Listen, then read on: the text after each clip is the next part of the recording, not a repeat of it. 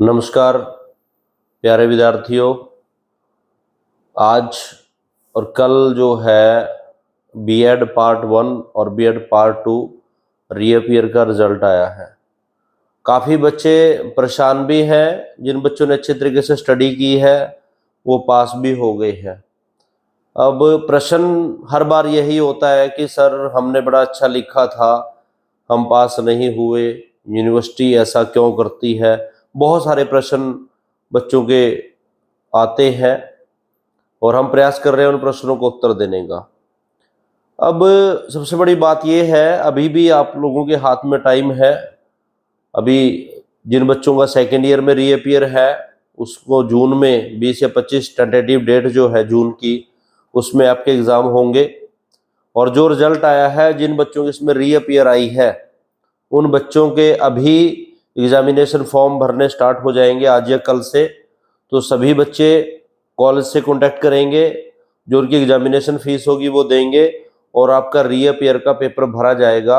जून में आपको चांस मिल जाएगा पेपर देने का, कोई टेंशन वाली बात नहीं है। जो फर्स्ट ईयर में बच्चे जिनकी रीअपियर आई है वो बच्चे जुलाई में पेपर देंगे, लेकिन फार्म उनका भी अभी भरा जाएगा। तो जिन बच्चों की बीएड पार्ट 1 और बीएड पार्ट 2 में रीअपियर आई है, ये बच्चे अभी एग्जामिनेशन फॉर्म भर सकते हैं दोनों क्लासेस के। बीएड पार्ट 1 वाले बच्चों को पेपर जो है जुलाई में होगा और बीएड सेकेंड ईयर वाले बच्चों का पेपर जो है वो जून में होगा। और ऐसे बच्चे जो 3 पेपरों से ज़्यादा जिसमें रीअपियर थी, वो पिछले बार पेपर नहीं भर पाए थे मार्च के लिए, वो भी बच्चे अब पेपर का फार्म भर सकते हैं। कहने का अभिप्राय क्या है, वो सभी बच्चे जो अभी तक किसी कारण से फार्म नहीं भर पाए हैं अब फार्म भर सकते हैं। सेकेंड ईयर का जो मौका मिलेगा उनको जून के लिए, और बीएड पार्ट 1 का जो रीअपियर है जिसका क्रॉस है नहीं भर पाया वो पेपर देगा जुलाई में। तो इसलिए सबसे पहले इस चीज़ को सुनिश्चित करें, कॉलेज से कांटेक्ट करें कि आपका फार्म भरा जाए। अब बात ये आती है कि हम फेल क्यों हो जाते हैं, सर हम अच्छा लिखते हैं। प्यारे विद्यार्थियों, क्योंकि हमारे दिमाग में बहुत कुछ होता है, हम पेपर को अटेम्प्ट करना चाहते हैं, लेकिन दिमाग में होने से कुछ नहीं होगा। पेपर की प्रेजेंटेशन जो है वो मैटर करेगी। आप किस प्रकार का सामग्री, किस प्रकार से पेपर को जो है अटेम्प्ट कर रहे हैं, वो निर्धारित करता है कि आपके कितने मार्क्स आएंगे और आप पास कैसे होंगे। अब कई बच्चे कहते हैं सर मैंने 35 पेज भर दिए, मैंने 30 पेज भर दिए, मैं फिर भी पास नहीं हुआ। बच्चों, पेज भरने का मतलब ये नहीं कि आपको मार्क्स मिल जाएंगे। कुछ बच्चे प्रारंभ से लिखना स्टार्ट करते हैं और पूरे के पूरे ग्रंथ लिख देते हैं। जो एग्जामिनर का जो व्यू है, जहां तक मेरा मानना है कि चेकिंग का किस प्रकार का व्यू होता है, एग्जामिनर आपके फ्रंट पेज से आपकी पूरे की पूरी कॉपी को एक तरह से इवेल्युएट कर लेता है। फ्रंट पेज पे आप जो 4 मार्क्स के क्वेश्चन अटेम्प्ट करने जा रहे हैं, वो क्वेश्चन यदि आप बहुत लेंथी लिखने जा रहे हो, उसमें बहुत बड़ी भूमिका बना दी आपने, बहुत पॉइंट्स लिख दिए या उसके एक्सप्लेनेशन अननेसेसरी लिख रहे हो, आप 4 नंबर के क्वेश्चन को आप 4 पेज में लिख रहे हो, तो कोई फायदा नहीं है, उस पर आप अपना टाइम वेस्ट कर रहे हो। 4 मार्क्स के क्वेश्चन को जो है उसने मैक्सिमम 2.5 से 3 मार्क्स आपको मिलने हैं, तो उसको उसी वे से आपने उसका मैटर देना है। पहली बात तो ये है, यहां गड़बड़ी करते हैं। दूसरी बात, मैक्सिमम बच्चे जो आउट ऑफ स्टेट के बच्चे हैं, बिहार से हैं या किसी और स्टेट से बच्चे हैं, इन बच्चों की प्रैक्टिस नहीं है, लिखने का अभ्यास नहीं है। हर बच्चा 25 से 28 सीट मैक्सिमम भर पाता है, जहां जो मेरी नॉलेज की बात है। कुछ एक्सेप्शनल केस हो सकते हैं, ज्यादा लिखते होंगे, लेकिन हर बच्चा 25, 28, 22 इस रेंज में जो है पेज भरता है। और वो जो मैटर लिखता है, यदि वो भी रेलेवेंट हो तब भी बहुत बड़ी बात है। वो जो उसमें लिखना चाहता है वो मनगढ़ंत कहानियां लिखते हैं। जो पेपर चेक करने वाला होता है उसने देखना है आपकी उसमें डेफिनेशन है क्या, आपने उसके पॉइंट्स लिखे हुए हैं, कोई डायग्राम बना के आपने चीजों को एक्सप्लेन किया है, कितने मैक्सिमम पॉइंट्स आपने उसमें डाले हैं, डेफिनेशंस कितने डाली है, ये चीजें आपकी देखी जाएंगी क्वेश्चन में। आपको पूरे क्वेश्चन के बारे में नॉलेज हो, लेकिन आप ये नहीं कि अपनी थिंकिंग से उसमें तुक्के लगाते जाओ और सीट भरते जाओ, उसका कोई मायने नहीं रखता। तो प्यारे विद्यार्थियों, आज मैं आपको बताने जा रहा हूं कि किस तरह से आपने पेपर अटेम्प्ट करना है ताकि आप जो है अच्छे मार्क्स लें। तो शुरुआत करते हैं। प्यारे विद्यार्थियों, ये मेरे पास एक प्रश्न पत्र है। इस प्रश्न पत्र का जो सिस्टम पहले मैं बता देता हूं आपको क्या है। देखिए, इस तरह से पेपर आता है। ये बीएड सेकेंड ईयर का पेपर है, पेपर नंबर 8 है और पेपर का नाम है नॉलेज एंड करिकुलम। आप सभी को पता है, ज्ञान एवं पाठ्यक्रम का पेपर है। 3 घंटे का समय होता है। 80 नंबर का आपके पास जो है ये इसका मैटर होता है और मार्क्स होते हैं। अब इसमें सबसे पहले आप लोगों को ये चीज जरूर ध्यान से पढ़नी चाहिए। यहाँ बहुत बड़े बच्चे जो है गलती करते हैं। नोट जरूर पढ़ना है। नोट पढ़ने का क्या मतलब है, इसमें लिखा हुआ है अटेम्प्ट 5 क्वेश्चन। इसमें लिखा हुआ है attempt 5 question in all, selecting 1 question from each unit, question number 1 is compulsory। प्रत्येक इकाई से एक प्रश्न चुनते हुए किन्हीं 5 प्रश्नों का उत्तर देने का प्रयास करें। प्रश्न संख्या 1 अनिवार्य है। तो यहां बच्चे क्या करते हैं, अब ये जो अब की बार एग्जाम हुए, जो रीअपीयर के एग्जाम थे, उसका ये पेपर है।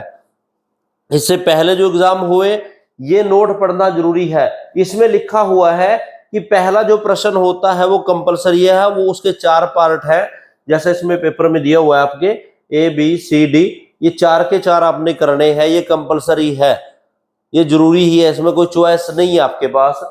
इसके अलावा उन्होंने कहा है कि प्रत्येक इकाई से एक प्रश्न चुनते हुए, इट मीन्स आपके पास हर यूनिट में 2 क्वेश्चन है। एक क्वेश्चन आपने अटेम्प्ट करना है।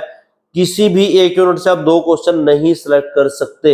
यदि वो यहां लिखता है अटेम्प्ट 5 क्वेश्चन इन ऑल, और ये जो लाइन लिखी हुई है selecting 1 question from each unit, यदि ये उसने नहीं लिखी, उसने लिखा attempt 5 question in all and question 1 is compulsory, यदि यहां तक की बात होती है, तब आप हर एक यूनिट में से 2 क्वेश्चन कर सकते हो। परंतु यदि सेम डिक्टो कॉपी आपके फाइनल एग्जामिनेशन में इस प्रकार आता है attempt 5 question selecting 1 question from each unit, प्रत्येक इकाई से एक प्रश्न चुनते हुए किन्हीं 5 प्रश्नों का उत्तर देने का प्रयास करें। प्रश्न संख्या 1। कहने का अभिप्राय क्या है, पहला जो प्रश्न है वो तो आपका हो गया, आपने पहला तो करना ही करना है, कंपलसरी है, कोई चॉइस नहीं है। अब आपको 4 क्वेश्चन सेलेक्ट करने हैं। यदि उन्होंने लिख दिया प्रत्येक इकाई से, तब आपने एक इकाई से केवल एक ही क्वेश्चन सेलेक्ट करना है। यदि उन्होंने ये लिख दिया कि कोई भी 5 प्रश्न करिए, प्रश्न 1 जो है कंपलसरी है, कोई भी 5 प्रश्न करिए, उन्होंने कोई इकाई की बात नहीं की, तो आप जो है किसी यूनिट में से 2 सेलेक्ट करते हैं। तो सबसे पहले बच्चों आपने ये जो नोट होता है, कई बच्चे देखते नहीं ध्यान में, हड़बड़ाहट में पेपर में बैठे लिखते जा रहे हैं, उनको ये नहीं पता है हर यूनिट में से क्वेश्चन अटेम्प्ट करना है, कहां से क्वेश्चन करना है। तो सबसे पहली हमारी जो मुख्य बात रहेगी, आपने जो है नोट को पढ़ना है कि इसमें क्या चीज लिखी हुई है। इसमें बड़ी दिक्कत आती है कई बार। ये दिक्कत क्या आती है, अब मुझे लगता है प्रॉब्लम भी यहाँ हुई होगी बच्चों से, बच्चों ने ये चीज नहीं पढ़ी। उन्होंने हर यूनिट में से 2-2 क्वेश्चन पेल दिए होंगे। एक यूनिट में से उन्होंने 2-2 क्वेश्चन सिलेक्ट कर लिए। अब एग्जामिनर ने क्या देखा, यदि आपने 2 क्वेश्चन लिखे तो उसने एक ही चेक किया होगा आपका, तो इट मीन्स 50% पेपर आपका जो है खराब हो गया, या 50% पेपर आपका जो है वो चेक नहीं हुआ। तो ये बड़ी लॉजिकली बात है। ज्यादातर बच्चों को मुझे लग रहा है यहाँ प्रॉब्लम आ सकती है। ये जो एग्जाम हुए थे रीअपीयर के, उन्होंने हर यूनिट में से 2 क्वेश्चन किए होंगे, तो वहां प्रॉब्लम है, और उसमें से एक क्वेश्चन आपका चेक होगा, एक क्वेश्चन चेक नहीं होगा। तो इसलिए पेपर अटेम्प्ट करने से पहले ये जो नोट है अपने ध्यान से पढ़ना है। उसके बाद आती है प्यारे विद्यार्थियों, बात आती है कंपलसरी क्वेश्चन, अनिवार्य प्रश्न। इसमें सबसे पहले लिखा होता है आंसर द फॉलोइंग ब्रीफली। 15 से 20 लाइंस के बीच में आपने जो है ये आंसर देना होता है। अब इसमें प्रश्न में आपके 4 पार्ट आते हैं। जैसे इसमें पहला लिखा हुआ है कॉन्सेप्ट ऑफ एजुकेशन, शिक्षा की अवधारणा। अब यहां ये प्रश्न यदि आपने अटेम्प्ट करना है, तो इस प्रश्न में आपने करना क्या है वो मैं आपको बताता हूं। इस क्वेश्चन में करना क्या है, जैसे हमारे पास आता है प्रश्न है शिक्षा की अवधारणा। ये 4 नंबर का प्रश्न यदि हमारी परीक्षा में इस तरह से आता है तो सबसे पहले आपने जो है प्रश्न संख्या जो भी है 1 और 1 का जो भी पार्ट है ए, या प्रश्न संख्या 1 भाग ए जो भी होगा वो जरूर डालना है। प्रश्न संख्या 1 का जो भी पार्ट आप कर रहे हो। अब करना क्या है प्यारे विद्यार्थियों, ये ध्यान देने की बात है, ये आपके आंसर शीट का फ्रंट पेज है। यहां जो इन्फॉर्मेशन होती है वो आप लोगों को पता है, वो भरनी है आपने, उसमें कोई प्रॉब्लम नहीं है। ये फ्रंट पेज होता है। जहां से आपने लिखना स्टार्ट करना है वो पेज, सपोज करो आपका ये वो पेज है। अभी फ्रंट पेज का तो आपको पता है, जिस पे रोल नंबर वगैरह आपने भरना है वो चीजें आपने ध्यान से फिल करनी है, अपना रोल नंबर और वो जो डेट वगैरह, उसमें सारा एग्जामिनेशन पेपर का नाम, वो चीजें आप क्वेश्चन पेपर से देख के लिख सकते हो। ये पेज है, ये आपका प्रश्न है शिक्षा की अवधारणा, 4 मार्क्स का क्वेश्चन है। आपने करना क्या है इसमें, सबसे पहले आप लिखो इंट्रोडक्शन या भूमिका या इंट्रो। प्यारे विद्यार्थियों, इंट्रो में आपने ज्यादा नहीं, सिर्फ एक पैराग्राफ लिखना है। यहां से आपने स्टार्ट किया और यहां तक, इस पेज का इतना पोर्शन जो है आपने इंट्रो में देना है। परिचय, इसकी भूमिका आ जाएगी क्वेश्चन की, मतलब शिक्षा क्या है इसमें लिखना है आपने। शिक्षा वह है जो व्यक्ति को स्वावलंबी बनाती है, शिक्षा मनुष्य का विकास करती है, शिक्षा के द्वारा सर्व गुणों का विकास होता है, शिक्षा व्यक्ति को चिंतनशील बनाती है, शिक्षा त्रिध्रुवीय है। मतलब कहने का अभिप्राय, एक मेन जो चीज है एजुकेशन की वो आपने यहां लिख देना। उसके बाद आपने लिखनी है परिभाषा या परिभाषाएं। आपने इसमें 2 डेफिनेशन देनी ही देनी है। शिक्षा की ऋग्वेद के अनुसार हो सकती है, यजुर्वेद के अनुसार हो सकती है, अरस्तु के अनुसार हो सकती है, प्लेटो के अनुसार, कोई भी 2 लेखकों की आपने इसमें जो है डेफिनेशंस देनी है। ये पेज आपका इस चीज में कवर हो गया। पहले पेज का जो फ्रंट पेज था जहां से आपने लिखना स्टार्ट किया था, इंट्रो और डेफिनेशंस में कवर हो गया। उसके बाद दूसरा पेज, यानी इसकी बैक साइड की यदि मैं बात करता हूं, ये आपकी बैक साइड होगी, उसमें आपने लिखनी है शिक्षा की विशेषताएं, कैरेक्टरिस्टिक्स ऑफ एजुकेशन। अब इसमें आप लगभग 7 से 8 क्वेश्चन भी डाल सकते हो, या 4-5, जितने भी 2, 3, 4, 5, 6 क्वेश्चन, 5 या 6 आप इसकी विशेषता लिख दोगे। और लास्ट में लिखना है निष्कर्ष, कंक्लूजन जिसे हम कहते हैं। ये आपका 4 मार्क्स का क्वेश्चन कंप्लीट हो गया। फालतू लंबे चौड़े चक्कर में पढ़ने की जरूरत नहीं है। जहां से लिखना स्टार्ट किया, इंट्रो दी, 2 डेफिनेशन दी, कैरेक्टरिस्टिक लिख दी, यहां पर शिक्षा की धारणा जो है वो कंप्लीट होगी। ज्यादा कुछ आपने इसमें नहीं करना। और ये शिक्षा की विशेषताओं के भी पॉइंट आपने लिखने हैं। ज्यादा चक्कर में बढ़ोगे तो फिर आपका पेपर रह जाएगा। तो प्यारे विद्यार्थियों, अभी मैंने आपको क्या बताया कि जो 4 मार्क्स वाले क्वेश्चन है वो किस तरह से अटेम्प्ट करने हैं, वो मैं आप लोगों को बता चुका हूं।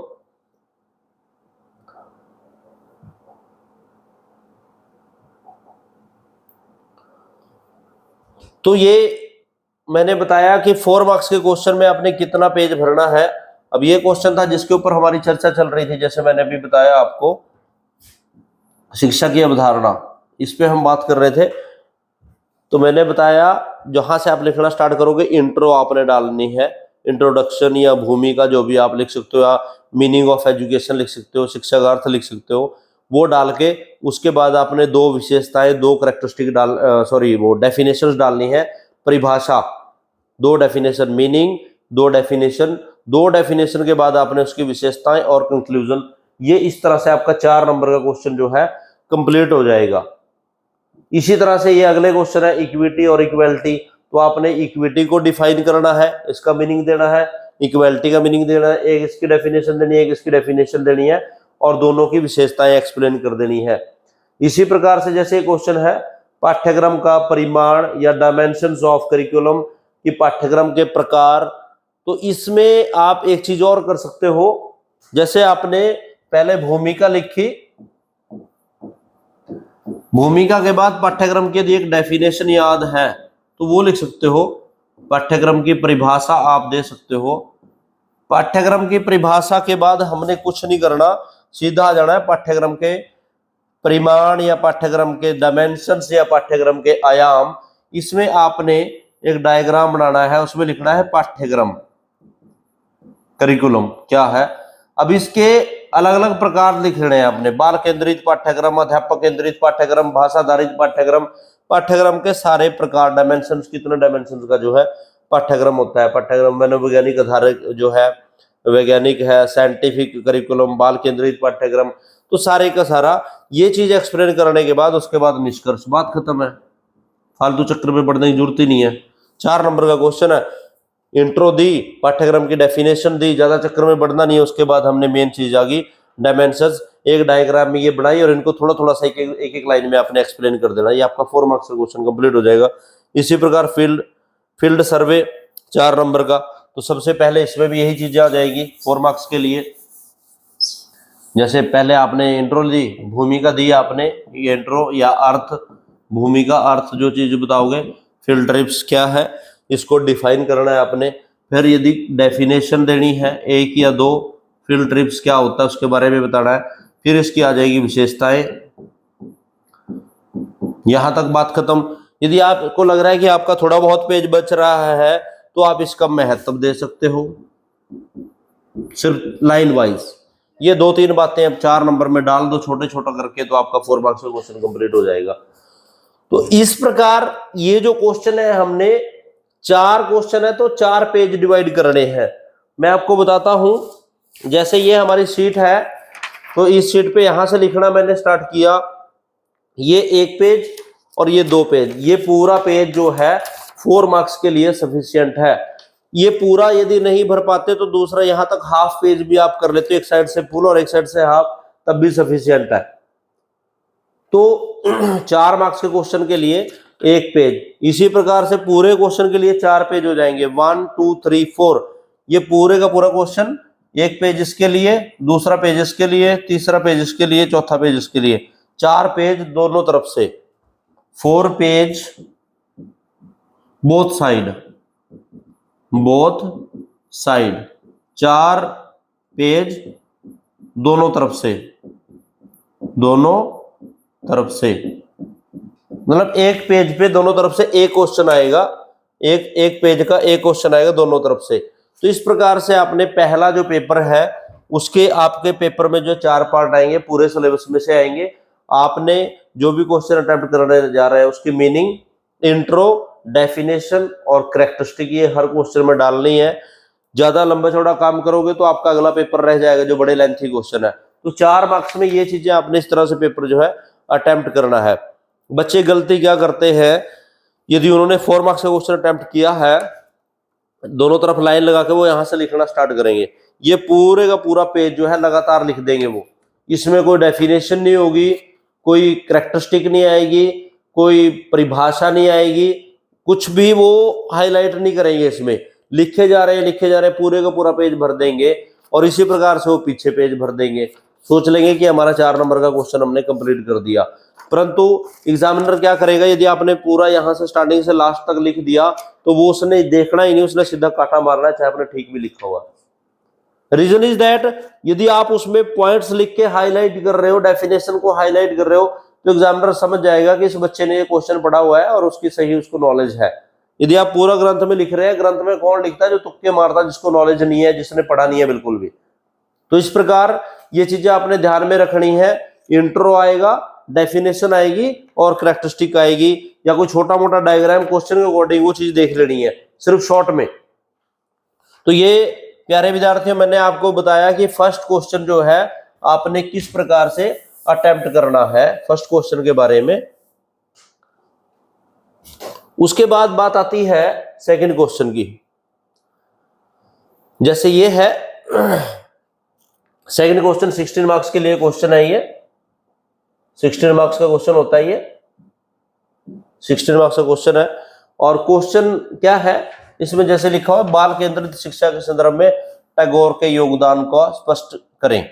अब ये थिंकिंग आपकी होगी सबसे पहले आपने इस क्वेश्चन में क्या देना है, आपने लिखना है बाल केंद्रित शिक्षा का अर्थ। बाल केंद्रित शिक्षा क्या होती है, सिर्फ छोटा सा एक पैराग्राफ में आपने लिखना है।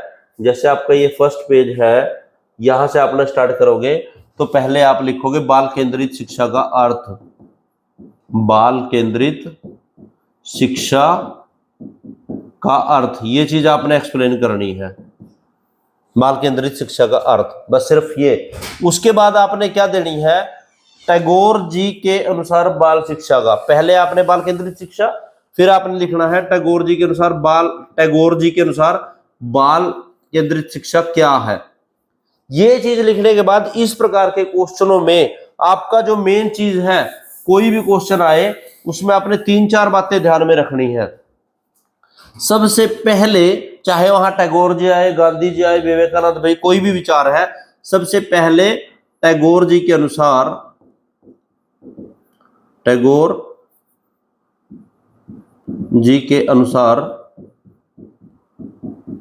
शिक्षा के उद्देश्य, पहला पॉइंट आ जाएगा। मैंने बाल केंद्रित शिक्षा का अर्थ लिखा, टैगोर जी के अनुसार बाल शिक्षा केंद्रित क्या, उसको परिभाषित किया। उसके बाद आपने लिख दिया टैगोर जी के अनुसार शिक्षा के उद्देश्य। ये उद्देश्य आपने लगभग 8 से 10 उद्देश्य देना है, जिसमें पहला लग सकता है व्यक्तित्व का विकास करना, चरित्र का निर्माण करना, मतलब इस तरह से आप जो है 10 से 12 पॉइंट्स दोगे और इन पॉइंट्स को एक्सप्लेन करोगे। पहला पॉइंट आ जाएगा आपका शिक्षा के उद्देश्य।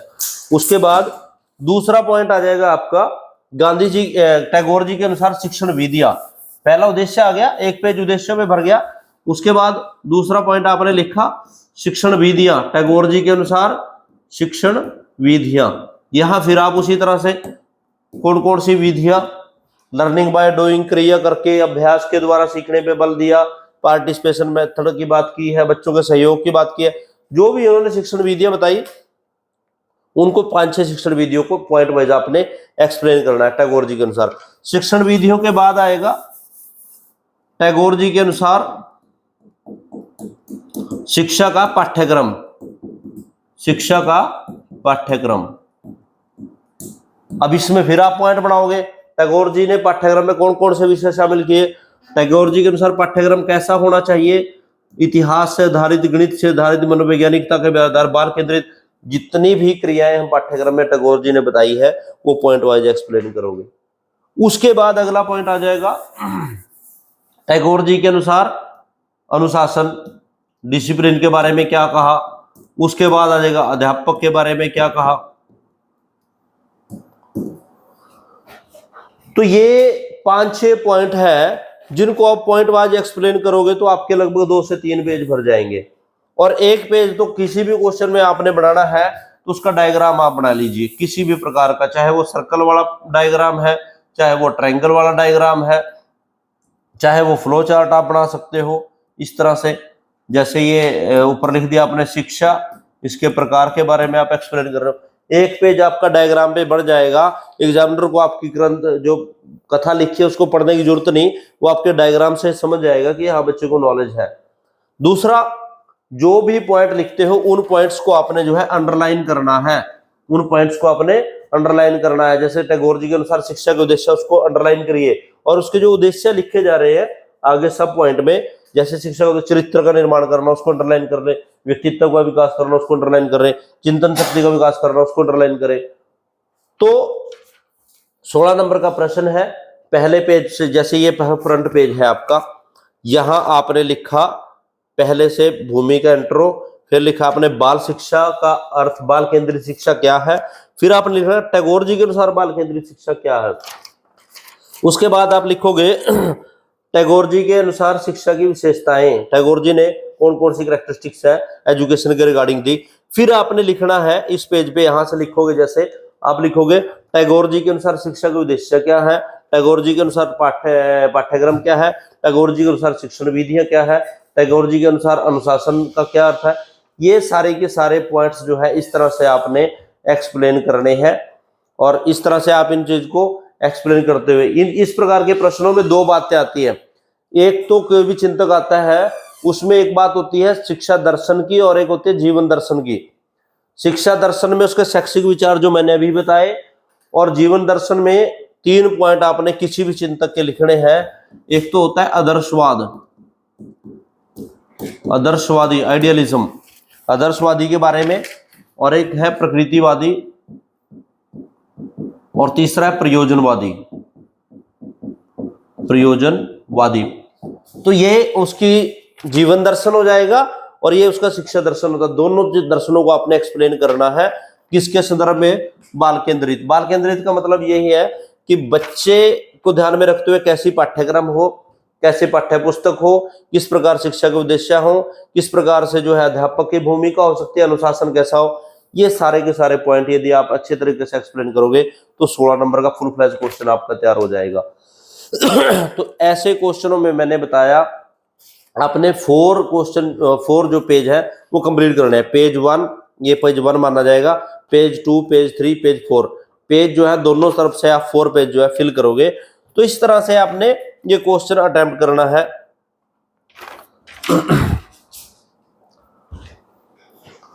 इसी प्रकार से आपका यूनिट 2 का आ जाएगा, जैसे लोकतांत्रिक शिक्षा के संदर्भ में व्यक्तिगत अवसर, एजुकेशनल अपॉर्चुनिटी के प्रचार, सामाजिक न्याय और प्रतिष्ठा के महत्व प्रकाश डालिए। इंपॉर्टेंस क्या है एजुकेशनल अपॉर्चुनिटी की, अब वो आपने सिलेबस के अकॉर्डिंग चीजों को देखना है। इसी प्रकार जैसे ये क्वेश्चन आ जाएगा, समाजीकरण का अर्थ और महत्व, ये उन्होंने पार्ट में जो है डिवाइड करके दे दिया है उन्होंने। जैसे 8 मार्क्स के लिए उसका हाफ आपने करना है। समाजीकरण का अर्थ और महत्व बड़ा इंपॉर्टेंट आसान सा प्रश्न है। समाजीकरण क्या है उसको डिफाइन आपने करना है, समाज इंट्रो देना है, समाजीकरण की परिभाषा देनी है, समाजीकरण की विशेषताएं लिखनी है, ये इसके मीनिंग में आ जाएगा। महत्व क्या है, समाजीकरण की क्या इंपॉर्टेंस हो सकती है, वो पॉइंट वाइज आपने देना है। एक पेज पर डायग्राम बनाना है, बीच में लिखना है समाजीकरण का महत्व, डायग्राम सर्कल में व्यक्तित्व का विकास करता है, व्यक्ति के व्यवहार में परिवर्तन करता है, संस्कृति से परिचित कराता है, नए गुणों को जो है विकसित करता है, तो उसके महत्व हो जाएगा। तो जैसे ये 8 नंबर का क्वेश्चन है तो इसमें 2 पेज, 1 और 2 दोनों तरफ से 1 पेज ही हो गया, 1 पेज और बोथ साइड से। इस तरह से कई बार क्वेश्चन क्या होता है पार्ट में दो है, 8 मार्क्स के लिए हाफ हो जाएगा और 16 मार्क्स के लिए वो 4 पेज पूरे हो जाएंगे। इसी तरह जैसे क्वेश्चन है धर्मनिरपेक्षता, राष्ट्रवाद और सार्वभौमिकता की अवधारणा और शिक्षा के साधन का अंतर संबंध। तो शिक्षा की जब भी बात आती है किसी भी रिलेशन में, कोई भी बात करती है, आपने 4 पॉइंट देने हैं। सबसे पहले उद्देश्य, शिक्षा के उद्देश्य क्या है उस संदर्भ में। दूसरा आता है शिक्षण विधियां क्या है उस संदर्भ में। तीसरा आता है पाठ्यक्रम क्या है इस संदर्भ में। चौथा है अध्यापक की क्या भूमिका है इस संदर्भ में। और 5वां आता है आपका अनुशासन, डिसिप्लिन। तो ये पॉइंट्स लेके इन प्रश्नों को आपने अटेम्प्ट करना। धर्मनिरपेक्षता को परिभाषित करो, राष्ट्रवाद को परिभाषित करो, इसकी विशेषता है, इसकी विशेषता है, इसकी विशेषता है। उसके बाद शिक्षा से इसका क्या रिलेशन है, शिक्षा के संदर्भ में ये पॉइंट लेके आपने इन पॉइंट्स को एक्सप्लेन करना है। तो प्यारे विद्यार्थियों, मेरा जो आपसे अभिप्राय यही था कि हम बड़ी आसान शब्दों में कह देते हैं कि यूनिवर्सिटी ने हमने फेल कर दिया, मैंने 35 पेज भरे, मैंने 40 पेज। पेज भरना मायने नहीं रखता, मायने ये रखता है कि आपकी प्रेजेंटेशन कैसी है। मैंने फिर से बताया जो 4 मार्क्स का क्वेश्चन है उसमें आपने छोटी इंट्रो देनी है, 2 डेफिनेशन देनी है, करैक्टरिस्टिक देनी है। यहाँ पर 4 नंबर का क्वेश्चन कंप्लीट, यहाँ पर 4 मार्क्स का क्वेश्चन जो है कंप्लीट हो जाता है। इसी तरह से जो बड़ा लेंथी क्वेश्चन है उसमें आपने हर चीज को एक्सप्लेन करना है। इंट्रो थोड़ी बड़ी दो, डेफिनेशन 2 की जगह 3 डाल सकते हो, करैक्टरिस्टिक डाल सकते हो। उसके बाद जो आपके क्वेश्चन में पूछा जाए 16 मार्क्स के लिए वो आपने डालना है। डायग्राम आप बीच में उसमें ड्रॉ कर सकते हैं और लास्ट में कंक्लूजन आपने लिखना है। तो ये बातें हैं, यदि आप ध्यान में रखोगे। एक बार फिर से मैं आपको बता देता हूं कि इसमें क्या क्या चीजें हम आप लोग जो है कर सकते हैं, ये मैंने बताया। अभी कोई भी क्वेश्चन आएगा उसमें आपने 3-4 चीजें जो है वो ध्यान में रखनी ही रखनी है। यदि पहली बात आती है भूमिका ऑब्लिक अर्थ, ये चीज पहला पॉइंट हो जाएगा। दूसरा पॉइंट है परिभाषा, डेफिनेशन। ये आप 2 तो देनी ही देनी है, 2 से 3 कर सकते हो, याद करनी है। कई बार अपनी मर्जी से नहीं, तुक्के नहीं मारने, जिस भी राइटर की है। इनके साथ भूल गए राइटर का, तब परिभाषा लिख के इन्वर्टेड कॉमा में जर्नल लिख दो, किसी का नाम मत लिखना, फिर कोई दिक्कत नहीं है। 2 या 3 डेफिनेशन। तीसरी है विशेषताएं, विशेषताएं कैरेक्टरिस्टिक्स। और चौथा है एक्सप्लेनेशन, वर्णन या व्याख्या, वर्णन व्याख्या। अब इसका क्या मतलब है, जो भी आपसे पूछा जाए उसको आपने पॉइंट्स में देना है, पॉइंट बनाने हैं आपने। इसमें आपसे 10 या 12 जो भी पूछा जाए वो पॉइंट वाइज देना है। कोई इंपॉर्टेंस हो सकती है, किसी की एक्सप्लेनेशन हो सकती है, किसी की व्याख्या हो सकती है, किसी के प्रकार हो सकते हैं। ये बीच का पोर्शन रहेगा आपका 2 पेज का। जैसे इंट्रो और डेफिनेशन फ्रंट पेज आपका भर गया, बैक साइड में आपने उसकी विशेषताएं, 1 पेज में 3 चीजें कवर होगी। 2 पेज पे आपका एक्सप्लेनेशन पेज कवर हो गया, वर्णन करना, व्याख्या करना, उसके पॉइंट आप लिखे जा रहे हो 2 पेज पे। 2 और 3 पेज हो गए। लास्ट जो पेज है उस पे आप जो है एक तो कर सकते हो डायग्राम, ये चित्र बना सकते हो। चित्र बनाना, चित्र बनाने का मतलब मैं कोई वैसी बात नहीं कर रहा हूँ। यहाँ आप ट्रायंगल बना के कुछ चीजों को एक्सप्लेन कर सकते हो, जैसे किसी चीज का रिलेशन 3 चीजों के बारे में आप लिख सकते हो, या सर्कल बना के उसके किसी भी प्रकार से आप कर सकते हो, या फ्लो चार्ट बना सकते हो। और लास्ट आपने लिखना है निष्कर्ष। निष्कर्ष, निष्कर्ष में पूरे के पूरे क्वेश्चन का समरअप आपने लिखना है। एक सबसे बड़ी बात और बताता हूं, कोई भी क्वेश्चन है, सपोज करो आपके पास क्वेश्चन आ गया, उसकी आपको इंट्रो नहीं पता लग रही इसमें क्या लिखे, आप किसी भी क्वेश्चन की 10 से 12 कैरेक्टरिस्टिक याद कर लो। कोई भी क्वेश्चन हो 10 से 12 कैरेक्टरिस्टिक उसकी याद रखो। जैसे क्वेश्चन अटेम्प्ट करते हो 10-12 पॉइंट आपके माइंड में होने चाहिए। इन्हीं 10-12 पॉइंट्स को लेके आप इसकी इंट्रो तैयार कर लोगे, डेफिनेशंस आपने तैयार करनी पड़ेगी, और यही 10-12 पॉइंट यदि आपकी विशेषताओं के याद है, उन्हीं में से आपके पॉइंट एक्सप्लेनेशन में आ जाएंगे, उन्हीं पॉइंट्स का आपका डायग्राम से रिलेटेड आ जाएगा, और कंक्लूजन में भी वो चीजें आप डाल सकते हो। एग्जामिनर ने आपके पेपर की प्रेजेंटेशन देखनी है, कितना अच्छा लिखा हुआ है, डेफिनेशन कितने लिखी हुई है, कैरेक्टरिस्टिक कितनी लिखी हुई है, वो चीजें आपको जो है नंबर दिलाएंगी।